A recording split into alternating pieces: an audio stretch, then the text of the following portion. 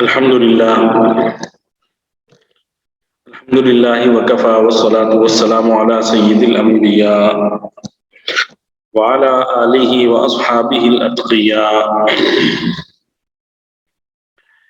اما بعد فاعوذ باللہ من الشیطان الرجیم بسم اللہ الرحمن الرحیم ادع الى سبیل ربک بالحکمة والموعظة الحسنة وجادلهم بالتي هي احسن صدق اللہ العظیم۔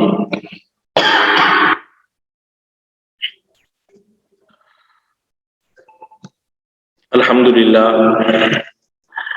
اب تک ہم عقیدہ ختم نبوت کے دلائل قرآن اور حدیث سے متعلقہ جو تھے وہ ہم پڑھ چکے۔ اسی طرح حضرت عیسیٰ علیہ السلام کا قرب قیامت میں نزول ہوگا، اس سے متعلق قرآن و حدیث میں جو تصریحات تھیں وہ ہم نے پڑھی۔ اسی طرح حضرت امام مہدی علیہ السلام کے ظہور سے متعلقہ جو احادیث تھیں وہ ہم نے پڑھی، اور پھر ان تمام موضوعات سے متعلقہ مرزا غلام احمد قادیانی کے جو نظریات ہیں ان میں سے چند ایک چیزیں ہم نے پڑھی ہیں۔ اس کی تو کافی ساری کتابیں ہیں اور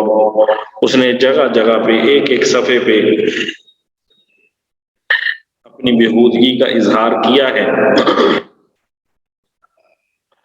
تو ان میں سے چند چیزیں صرف آپ کے سامنے رکھی گئی ہیں۔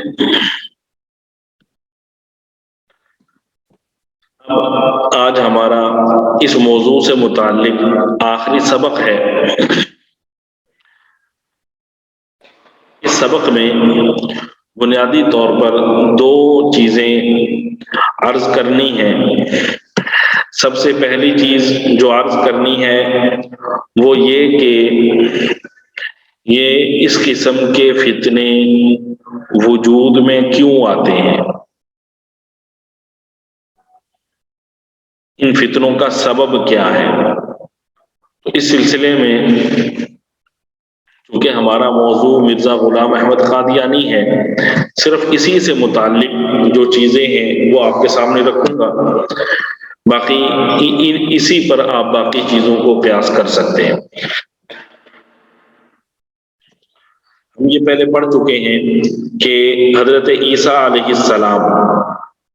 قرب قیامت میں نازل ہوں گے اور اللہ تعالیٰ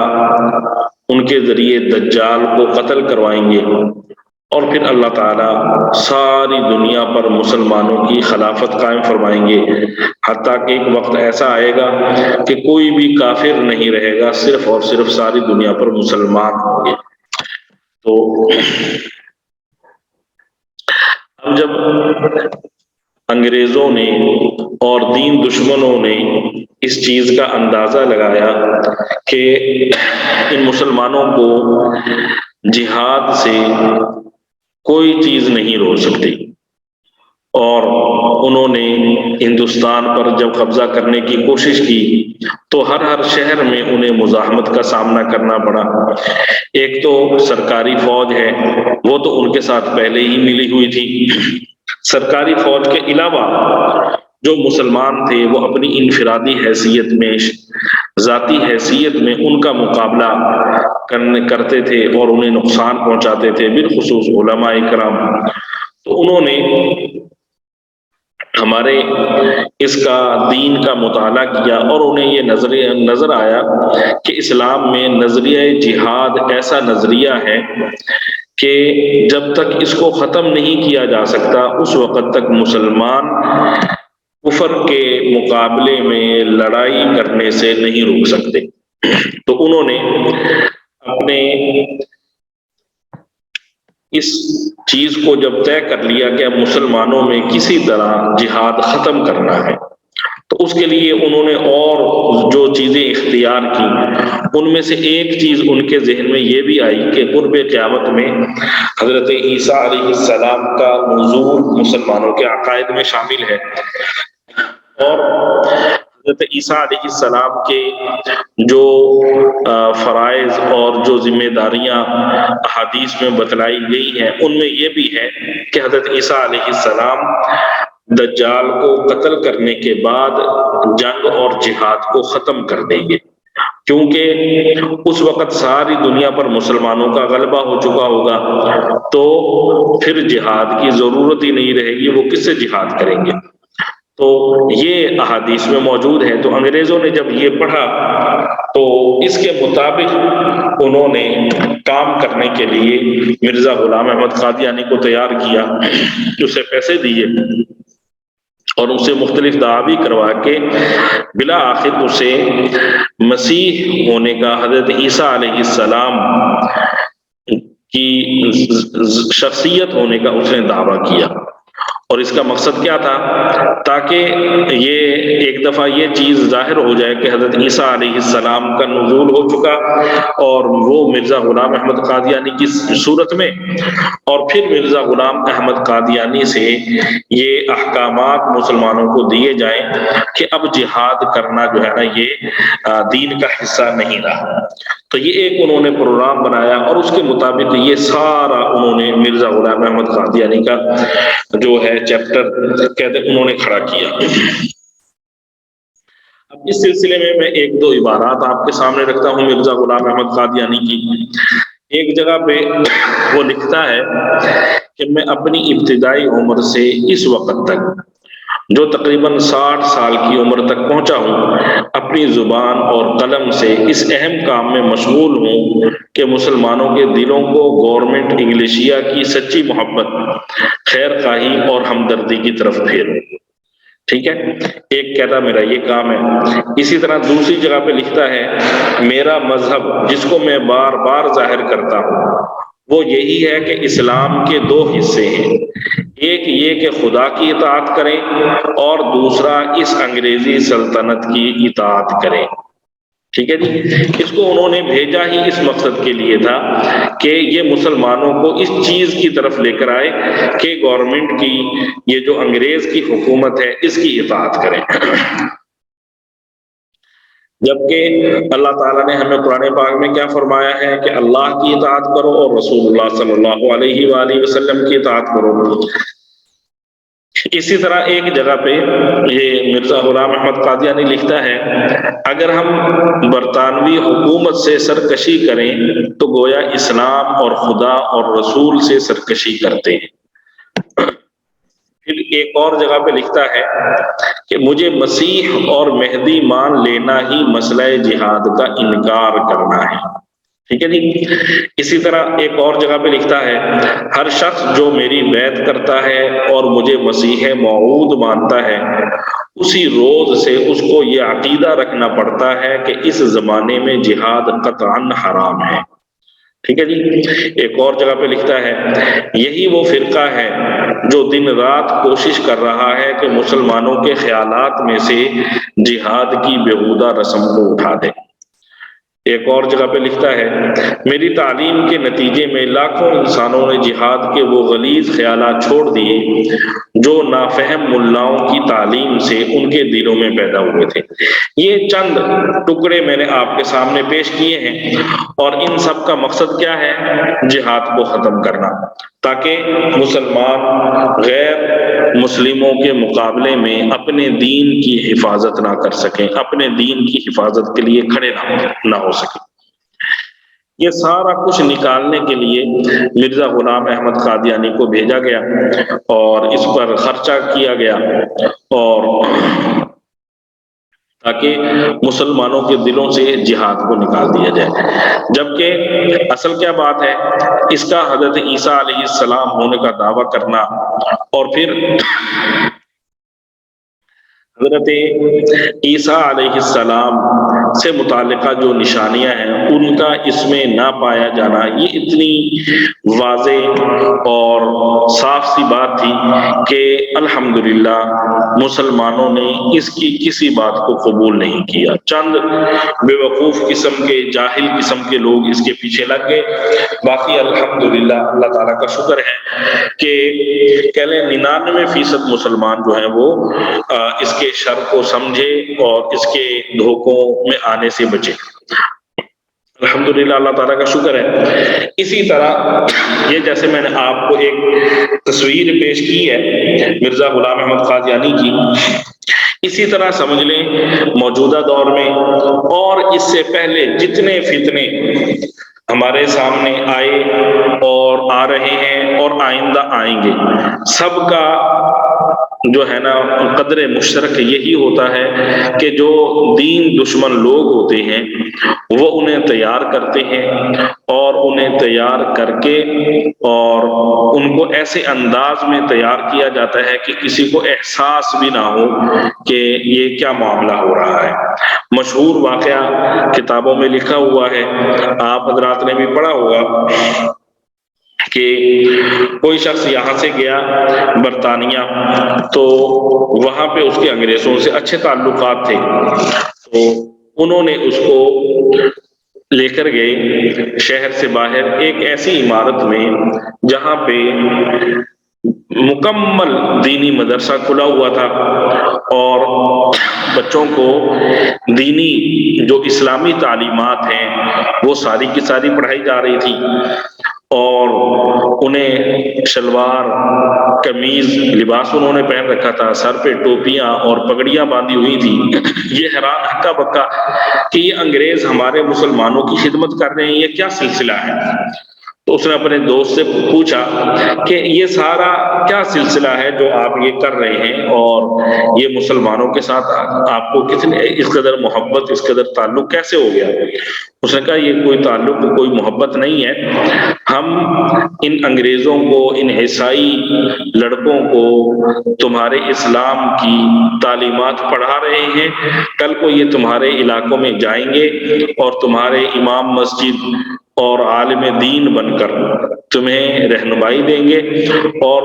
تمہارے خلاف یہ کام کریں گے تمہارے علاقوں میں رہ کر۔ تو اس طرح انہوں نے مسلمانوں کو ورغلانے کے لیے اور مسلمانوں کو اپنے دین سے گمراہ کرنے کے لیے یہ مختلف قسم کے طریقے اپنا رکھے ہیں، اور اس پر ایک بہت بڑا پیسہ خرچ کر رہے ہیں، اور مقصد کیا ہے کہ یہ لوگ قرآن سے اپنا تعلق ختم کر دیں، حضور صلی اللہ علیہ وآلہ وسلم سے اپنا تعلق ختم کر دیں۔ لیکن اللہ تعالیٰ جزائے خیر عطا فرمائے ہمارے علماء کو کہ انہوں نے وقت کے جو تقاضے ہیں، وقت کے جو فتنے ہیں، انہیں سمجھا اور انہیں سمجھ کر مسلسل امت کی رہنمائی کی۔ اس میں اگر ہم ایک نام لیں تو سب سے بڑا نام اور سب سے کامیاب کوشش وہ حضرت مولانا محمد قاسم نانوتوی صاحب رحمۃ اللہ علیہ کی ہے کہ انہوں نے حاجی امداد اللہ مہاجر مکی رحمۃ اللہ علیہ اور اپنے ساتھیوں سے مل کر انگریز کے خلاف جہاد کیا۔ جب انہوں نے دیکھا، محسوس کیا کہ ہمارے پاس اس قدر سرمایہ بھی نہیں ہے کہ ہم انگریز کا مقابلہ کر سکیں، اور ہمارے پاس اس قدر اسلحہ بھی نہیں ہے کہ ہم ان کا مقابلہ کر سکیں، تو انہوں نے ٹھنڈے دل سے ایک چیز سوچی کہ ہمیں اپنے دین کی حفاظت کے لیے کیا کرنا چاہیے۔ تو انہوں نے کیا کیا، ایک مدرسہ جاری کر دیا دارالعلوم دیوبند کے نام سے۔ دیوبند میں چھوٹی سی مسجد میں یہ مدرسہ جاری ہوا، اور پھر وہاں سے لوگوں نے پڑھ کر مختلف شہروں میں جانا شروع کیا اور اپنے اپنے علاقوں میں مدرسے قائم کیے، اور آج آپ دیکھ لیں کہ غیر محسوس طریقے سے کوئی منظم صورت نہیں، کوئی ایسا نہیں کہ باقاعدہ فنڈنگ کی جا رہی ہو، یہ مدرسوں کا جال جو ہے وہ پوری دنیا میں پھیل چکا ہے۔ آج برطانیہ میں بھی جو کامیاب تعلیمی ادارے ہیں ان میں دینی مدارس بھی شامل ہیں۔ وہاں کی جو حکومت ہے وہاں پہ مدارس رجسٹر ہیں اور وہ وہاں کا جو نظام ہے اس کے مطابق سکول کی تعلیم بھی دیتے ہیں اور ساتھ دینی تعلیم بھی دیتے ہیں، اور وہ ادارے ان اداروں میں شامل ہیں جو پوزیشن ہولڈر ہیں اور وہاں کی حکومت ان سے مطمئن ہے۔ تو یہ سارا فیض مولانا قاسم نانوتوی صاحب رحمۃ اللہ علیہ کا ہے کہ انہوں نے اس وقت ایک صحیح طریقے سے چیز کو سوچا اور اس کے مطابق انہوں نے عمل شروع کیا، اور اس عمل کے نتیجے میں کیا ہوا کہ اللہ تعالیٰ نے ان کی اس کوشش کو قبول کیا، اور آج اب ہم جب بیٹھے ہیں تو تقریباً 250 سال مکمل ہو رہے ہیں ان کے مدرسہ جاری کرنے کو۔ تو 250 سال تک الحمدللہ یہ مدارس آپ دیکھ لیں کس قدر بڑے ہوئے ہیں، ہر گلی میں مدرسہ ہے، جہاں مسجد ہے اس کے ساتھ مدرسہ ہے، اس میں قرآن پاک پڑھایا جا رہا ہے، حدیث پڑھائی جا رہی ہے۔ جو اپنے محلے کی سطح پر اپنی استعداد کے مطابق وہاں کا امام یا جو بھی انتظامیہ ہے جو وہ کر سکتے ہیں وہ اپنے طور پر کر رہے ہیں۔ تو یہ اب ضرورت ہے کہ ہم جو اس وقت موجود ہیں ہم اپنے مستقبل کا فکر کریں کہ آج ان علماء کی کوششوں سے یہ دین ہم تک تو پہنچ گیا، اب آگے جو ہماری نسلیں ہیں ان نسلوں کو ہم دین کیسے پہنچائیں اور ہماری نسلیں آگے اس دین کے ساتھ لگی رہیں اور اس دین کو آگے والی نسلوں تک پہنچائیں، یہ ہماری ذمہ داری ہے۔ اس کے لیے ابھی سے ہم نے سوچ و بچار بھی کرنی ہے، اور جو موجودہ زمانہ ہے اس کے تقاضے ہیں، موجودہ نظام ہے، تو اس کے اندر اس دائرہ کار کے اندر رہتے ہوئے ہم نے ایسا انداز اختیار کرنا ہے کہ ہمارا جو دین ہے یہ محفوظ بھی رہے اور آگے جو ہماری نسلیں ہیں وہ بھی اس کی جو ہے نا خدمت جاری رکھیں۔ اس سلسلے میں جو سب سے اہم بات جس کی ہمیں قرآن پاک تعلیم دیتا ہے وہ یہ ہے کہ ہمیشہ جب بھی آپ دین کا کام کر رہے ہوں تو حکمت اور مصلحت کو مد نظر رکھیں، حکمت اور مصلحت کو مد نظر رکھیں۔ قرآن پاک میں اللہ تعالیٰ کا ارشاد ہے ادعو الی سبیل ربک بالحکمت والموعظۃ الحسنہ، اپنے رب کے راستے کی طرف لوگوں کو حکمت کے ساتھ اور خوش اسلوبی سے نصیحت کر کے دعوت دو، وجادلہم باللتی ہی احسن، اور اگر بحث کی نوبت آ جائے تو ان سے بحث بھی ایسے طریقے سے کرو جو بہترین ہو۔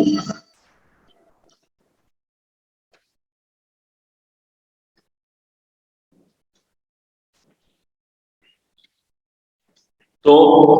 حکمت اور مصلحت کو اختیار کرنا، یہ قرآن ہمیں اس کی دعوت دے رہا ہے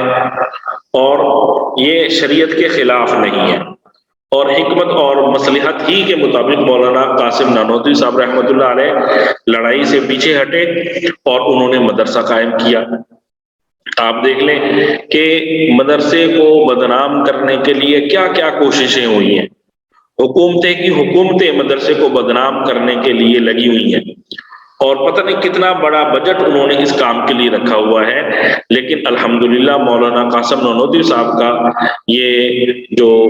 تھا سلسلہ یہ جاری ہے اور انشاءاللہ آگے جاری رہے گا۔ تو سب سے اہم کام یہ ہے کہ جب ہم دین کا کام کر رہے ہوں، دین کا کام کرتے ہوئے حکمت اور مصلحت کا ہاتھ نہ چھوڑیں۔ میرے پاس گزشتہ دنوں ایک شخص آیا اور اس نے مجھے کہا کہ میرا ایک دوست ہے جو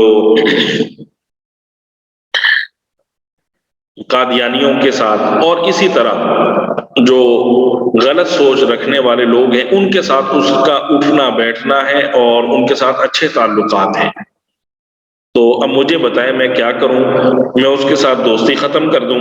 یا اس کے ساتھ اپنے تعلقات رکھوں؟ تو میں نے اس سے ساری بات سنی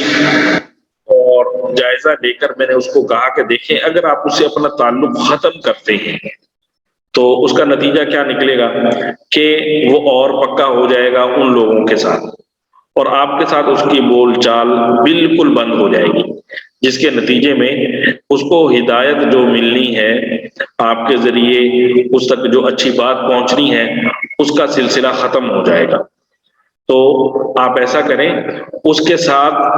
باقاعدہ تعلقات ختم نہ کریں، بلکہ تعلقات کو باقی رکھیں، اور جہاں کہیں اس سے ملاقات ہو اس سے مل لیں، لیکن بہت زیادہ ملنا جلنا، روزانہ کی ملاقات، اس سے پیچھے ہٹ جائیں، تعلقات کو کم کر لیں تاکہ اس کے اثرات آپ کی ذات پر نہ پڑیں۔ اور جب آپ کی ملاقات ہو تو اس وقت بھی آپ نے جو اس کا اس وقت دوستانہ ہے، تعلقات ہیں، اس موضوع پر آپ نے بات نہیں کرنی، اس سے ہٹ کر آپ نے کیا حال ہے، کیسے ہو، خیریت سے ہے، کیسا کام چل رہا ہے، اس قسم کی آپ اس سے باتیں کریں، دینی باتیں، یا اس کو ان لوگوں کی طرف سے ہٹانے کے لیے چیزیں یہ آپ نہ کریں، بلکہ خاموشی اختیار کر لیں۔ اور اگر وہ آپ سے کوئی دینی مسئلہ پوچھے تو پھر آپ اس کو دینی رہنمائی فراہم کریں، اگر آپ سے کوئی دین سے متعلق بات کرے تو پھر آپ اس کو صحیح رہنمائی فراہم کریں، جب تک وہ خود آپ سے سوال نہیں کرتا آپ سوال نہ کریں، اس طرح کی بات نہ کریں، اور ساتھ اللہ تعالیٰ سے اس کے لیے دعا بھی کریں کہ اللہ تعالیٰ اسے ہدایت دے۔ وہ ساتھی کوئی 6 مہینے کے بعد یا سال کے بعد میرے پاس واپس آیا اور کہنے لگا جی جیسے آپ نے کہا تھا میں نے ویسے ہی اس سے تعلقات کم کیے، اور کبھی کبھار مہینے کے بعد اس سے کبھی اچانک ملاقات ہوئی تو مل لیا، اور ساتھ اس نے کوئی بات کی تو بات کر لی، ورنہ زیادہ اس کے ساتھ ایسا معاملہ نہیں کیا۔ تو اس کا نتیجہ یہ نکلا کہ کچھ دن کے بعد وہ خود ہی مجھے کہنے لگا جی مجھے یہ پریشانی ہے، فلاں شخص کے ساتھ میری یہ دوستی ہے اور وہ میرے ساتھ یہ باتیں کرتا ہے، مجھے یہ ساری چیز سمجھاؤ۔ کہتا میں نے اس کو سمجھایا تو الحمدللہ اس نے آہستہ آہستہ توبہ کر لی اور ان لوگوں سے اپنے تعلقات ختم کر دیے۔ تو یہ لوگ جیسے ہمارے جسم میں خون دوڑ رہا ہے، حدیث میں آتا ہے، اسی طرح شیطان جو ہے نا وہ ہمارے جسم میں دوڑتا ہے، ہماری رگوں میں دوڑتا ہے، اور اس کی کوشش یہ ہوتی ہے کہ ان لوگوں کو کسی نہ کسی طرح میں گمراہ کر دوں۔ تو یہ لوگ جتنے بھی گمراہ فرقوں کے لوگ ہیں، ان کا کام ہی یہ ہے کہ اسی طرح ہمارے معاشرے میں یہ پھیلے ہوئے ہیں، اور جو یونیورسٹیاں ہیں، ہمارے سکول ہیں، ہمارے کالجز ہیں،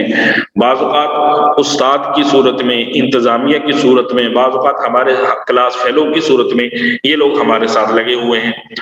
جب یہ ہمارے ساتھ لگے ہوئے ہیں اب ان کے ساتھ اٹھنا بیٹھنا بھی ہے، گپ شپ بھی ہے، اور یہ ساری چیزیں پیش آتی ہیں۔ اسی گپ شپ میں وہ اپنا پہلے تو مال استعمال کرتے ہیں، مال کھلاتے ہیں، اچھا انداز اختیار کرتے ہیں، اخلاق کا مظاہرہ کرتے ہیں، اور پھر جب ہم ان کے ساتھ اچھے تعلقات ہمارے قائم ہو جاتے ہیں تو پھر وہ اپنا اظہار کرتے ہیں کہ ہمارا تو یہ کام ہے، بلکہ ایسی محفلوں میں لے کے جاتے ہیں جن مجلسوں میں کھانا پینا بھی ہوتا ہے اور نہ جانے کیا کچھ ہوتا ہے، اور جب بندہ دیکھتے ہیں کہ اب یہ بندہ ہمارے ساتھ پکا ہو گیا ہے اور اس کو ان برے کاموں کی عادت ہو گئی ہے تو پھر اپنا اظہار کرتے ہیں ہم تو یہ ہیں، آپ بھی ہمارے ساتھ یہ کریں۔ آج ہی ایک خاتون آئی ہوئی تھی یہاں جامعہ شفیہ میں ہمارے پاس، کہنے لگی کہ میں نے باہر کے ملک جانا تھا تو کسی آدمی سے اس شرط پر نکاح ہوا کہ وہ مجھے باہر کے ملک لے کر جائے گا، تو اس کے لیے نکاح کیا اس کے ساتھ، اور نکاح کیا تو اس موقع پر اس نے کہا میں قادیانی ہوں، تم بھی لکھ کر دو میں قادیانی ہوں، تو چونکہ باہر جانے کی لالچ تھی تو اس لیے وہ اس کو لکھ کر دے دیا، اور وہ ہم نے ناظرہ کے دفتر میں جمع کروا دیا جہاں بھی کوئی معاملہ تھا آج سے 30 سال پہلے، 20 سال پہلے۔ کہتے اب یہ ہوا کہ اس کے ساتھ صرف نکاح ہوا اور وہ شخص باہر چلا گیا، میں باہر نہ جا سکی اور دین پر قائم ہوں، کسی قسم کی کوئی بات نہیں ہے بے دینی والی، قادیانیوں والی، لیکن صرف وہاں پر لکھ کر دیا تھا۔ تو اب اس کو اور شادی کرنی تھی یا کیا معاملہ تھا، اس کو ضرورت پڑی اور وہ لوگ گئے وہاں پہ ناظرہ کے دفتر میں، تو انہوں نے بتایا آپ کا تو یہاں پہ لکھا ہوا ہے کہ آپ قادیانی ہیں۔ دیکھیں صرف چھوٹی سی ایک غلطی، بے احتیاطی، باہر کے ملک جانے کی لالچ، نہ جانے ہمارے کتنے مسلمان مردوں کو وہ اس بنیاد پر قادیانی بنا چکے، کتنی خواتین کو صرف اس چھوٹی سی لالچ میں وہ قادیانی بنا چکے۔ تو اب اس کو پھر یہ دوبارہ قبول اسلام کا سرٹیفکیٹ بنا کے دیا کہ اس نے اظہار کیا کہ میں دوبارہ اسلام قبول کرتی ہوں اور قادیانیت سے توبہ کرتی ہوں۔ کتنی بڑی بات ہے، ایسی اس کی موت آ جاتی تو کیا معاملہ ہوتا۔ تو اس لیے انتہائی احتیاط کی ضرورت ہے، بالخصوص آپ خواتین جو ہیں، آپ کی تو ذمہ داری دگنی ہے۔ جیسے ماشاءاللہ آپ تو سب سمجھدار ہیں، آپ کے اندر احساس ہے، آپ کی کیا ذمہ داری ہے؟ جو آپ کے دوست احباب ہیں، خواتین سہیلیاں، ٹھیک ہے، ان کے اندر آپ نے یہ شعور پیدا کرنا ہے کہ ہم مسلمان ہیں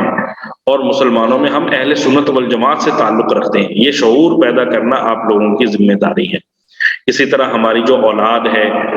اس اولاد میں یہ شعور پیدا کرنا ہمارا فرض ہے۔ اگر ہم یہ شعور پیدا نہ کر سکیں تو پھر ہم جو ہے نا ناکام ہیں، ہماری شادی اور یہ سارا سلسلہ ہمارا ناکام ہے جب تک ہم اپنے بچوں میں، اولاد میں، بہن بھائیوں میں، کزنوں میں، سہیلیوں میں، اپنے رشتہ داروں میں یہ شعور پیدا نہ کریں کہ ہم کون ہیں۔ تو یہ ہمارا بنیادی فریضہ ہے۔ حضور صلی اللہ علیہ وآلہ وسلم کے دور میں جو خواتین تھیں، ان کی جو ذمہ داریاں تھیں وہ غیر محدود تھیں۔ آج کی جو خاتون ہے وہ کیا کرتی ہے کہ اس نے گھر کا نظام سنبھال لیا، بس وہ کہتے ہیں اب میری ذمہ داری ختم ہے۔ زیادہ سے زیادہ جو خواتین ہیں پڑھی لکھی، وہ ملازمت کر لیتی ہیں اور ملازمت کر کے وہ کہتی ہیں میری ذمہ داری ختم۔ اب ہوتا کیا ہے، جو ملازمت کرتی ہے اس کے بچوں کا مستقبل جو ہے نا وہ داؤ پر لگ جاتا ہے۔ تو بہرحال اسلام نے ان چیزوں سے منع نہیں کیا، ان چیزوں کی اجازت ہے۔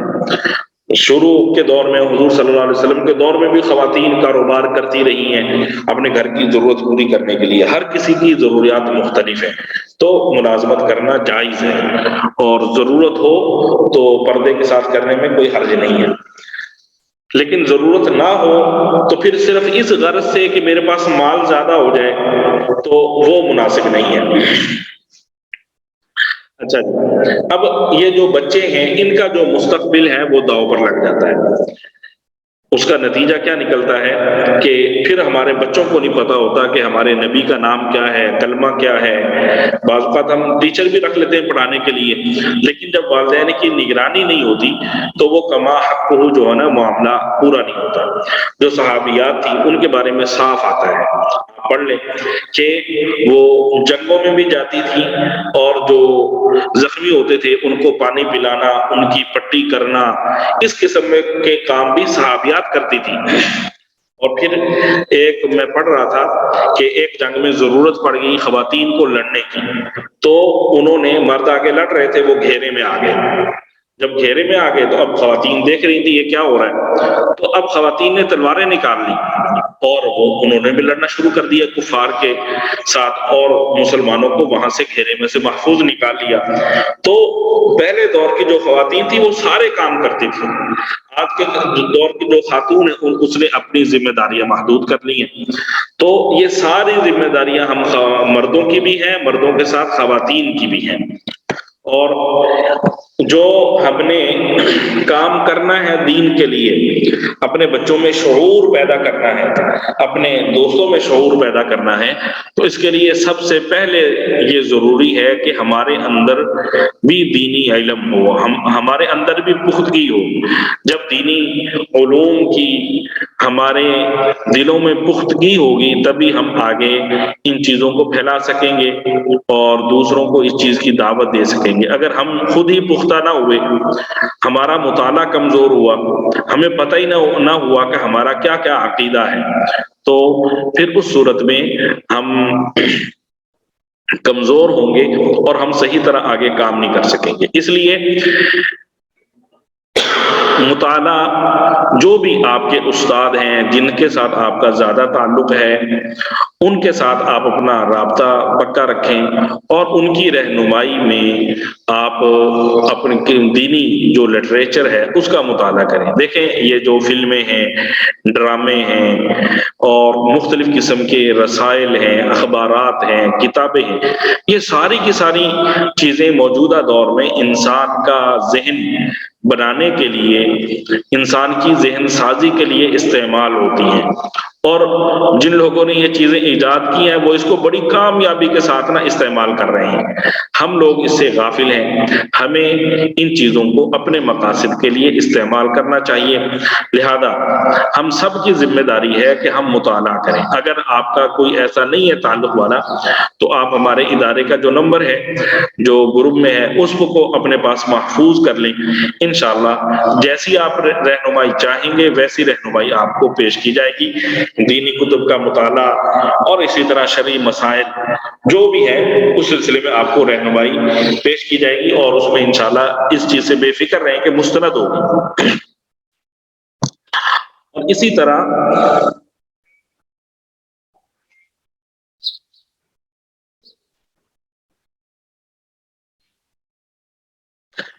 اور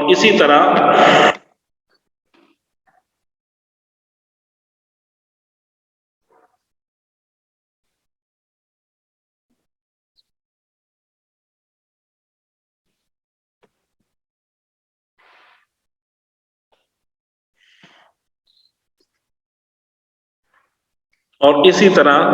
ہم نے اپنے گرد و پیش کا جائزہ لینا ہے، کیا کیا چیزیں فائدہ مند ہیں وہ ہم اپنے بچوں کو سکھائیں، اپنے دوستوں کو سکھائیں، اور جو فائدہ مند نہیں ہیں ان کی طرف رہنمائی کریں، اپنے دوستوں کی، سہیلیوں کی، کزنوں کی، یہ چیز نقصان دہ، اس سے بچو اور اس کو سمجھاؤ اس کا کیا نقصان ہے۔ اسی طرح ایک دو کتابیں میں آپ کے ذہن سامنے لانا چاہتا ہوں۔ ایک تو ہے مولانا محمد ادریس کاندلوی رحمۃ اللہ علیہ، یہ جامعہ شفیہ کے شیخ التفسیر تھے، شیخ الحدیث تھے۔ ان کی کتاب ہے عقائد اسلام، تو پی ڈی ایف میں گوگل سے آپ جیسے ہی کریں گے سرچ تو فوراً یہ آ جاتی ہے، عقائد اسلام اس کا نام ہے، وہ آپ سب مطالعہ کریں۔ عقائد اسلام بالکل اردو میں ہے، آسان ہے، اس کا مطالعہ سب خواتین کے لیے ضروری ہے۔ اسی طرح مولانا ابو الحسن علی ندوی رحمۃ اللہ علیہ کی ایک کتاب ہے تاریخ دعوت و عزیمت، تاریخ دعوت و عزیمت، یہ کتاب ہے 5-6 جلدوں میں،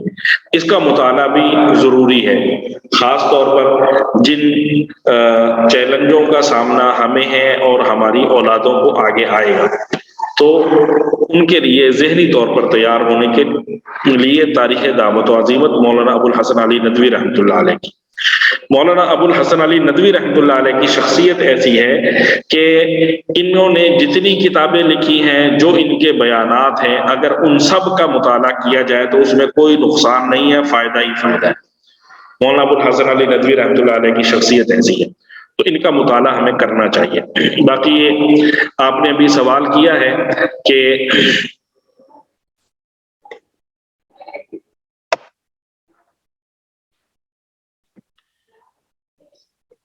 دیکھیں مسیح جو عیسائی ہے نا وہ نہ جانے کس کا انتظار کر رہے ہیں، کیونکہ بات یہ ہے کہ وہ حضرت عیسیٰ علیہ السلام کو تو خدا کہتے تھے، نبی تو وہ مانتے ہی نہیں تھے۔ ہاں ان میں سے جو چند افراد ہیں، کچھ ہوں گے ایسے جو ان کا انتظار کر رہے ہوں گے، تو ظاہر ہے ان کو بھی تو ان چیزوں کی سمجھ ہے نا کہ کیا معاملات ہو رہے ہیں، تو جو واقعتاً ان کا انتظار کر رہے ہیں انہیں ان چیزوں کی بھی سمجھ ہے کہ کیا چل رہا ہے۔ اور جب حضرت عیسیٰ علیہ السلام کی آمد ہوگی وہ ایسی واضح روشن ہوگی کہ پھر انکار کی گنجائش ہی نہیں رہے گی، اور اس سے پہلے حضرت مہدی علیہ السلام حضرت عیسیٰ علیہ السلام کی آمد کے لیے میدان صاف کریں گے۔ 7 سال کی صرف 7 سال کے عرصے میں وہ ساری دنیا میں جہاد کریں گے۔ اصل جو بنیادی بات ہے ان کے آنے سے نا مسلمانوں میں اتفاق اور اتحاد قائم ہوگا، جو اس سے پہلے آسان نہیں ہے۔ کیونکہ جو خلیفہ ہوگا وہ ساری دنیا کے مسلمان اس کے ارد گرد جمع ہوں گے، تو اس سے پہلے یہ چیز مشکل ہے، کیونکہ ہماری سرحدیں ہیں۔ اب سرحدوں میں ہم کہیں گے جی پاکستان کا خلیفہ ہونا چاہیے، ترکی والے کہیں گے ترکی کا ہونا چاہیے، سعودیہ والے کہیں گے سعودیہ کا ہونا چاہیے۔ اب بھی یہی لڑائی چل رہی ہے کہ عالم اسلام کا ایک رہنما کون ہے، کون سا ایسا ملک ہے جو عالم اسلام کی جذبات کی ترجمانی کرتا ہے۔ ترکی والے کہتے ہیں ہم ہیں، سعودیہ والے کہتے ہیں ہم ہیں، اور کچھ اور ممالک ہیں جو اسی کوشش میں لگے ہوئے ہیں۔ تو بہرحال حضرت مہدی علیہ السلام کے آنے سے مسلمانوں میں اتفاق و اتحاد کی فضا قائم ہوگی۔ جب وہ اتفاق و اتحاد والی فضا قائم ہوگی تو پھر ان کے زیر سایہ سارا چلے گا، اس وجہ سے جو ہے نا وہاں پہ فائدہ ہوگا۔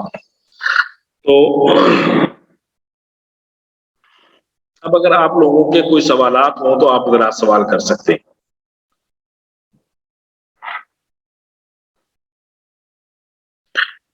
جی، مولانا محمد ادریس کاندھلوی،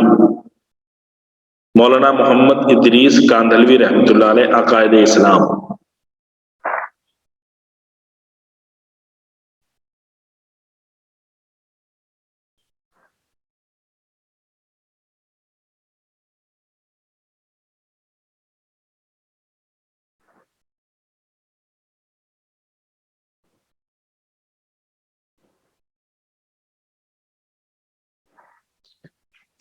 بس نا رابطہ رکھیں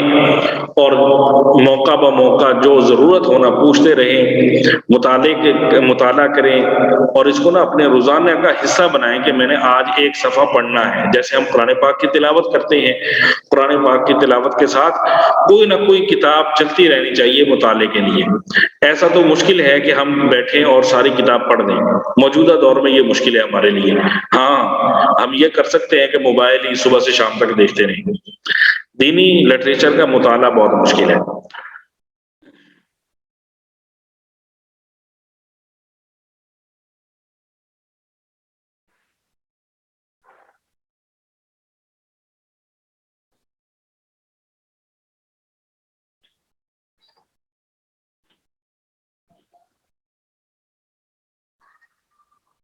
دیکھیں، اس میں بزرگ کی بات نہیں ہے، یہ تو یہ ہے کہ جب خلافت قائم رہی ہے تو اس موقع پر جو خلافت کے تابع لوگ تھے، وہ خلافت کا جو مسلک تھا، جو فقہ تھی، اس کے مطابق وہ لوگ چل رہے تھے۔ جیسے ہندوستان میں اسلامی حکومت رہی ہے 700-800 سال، تو یہاں پہ ہمیشہ فقہ حنفی رائج رہی ہے۔ 700-800 سال بطور قانون کے فقہ حنفی رائج تھی ہندوستان میں۔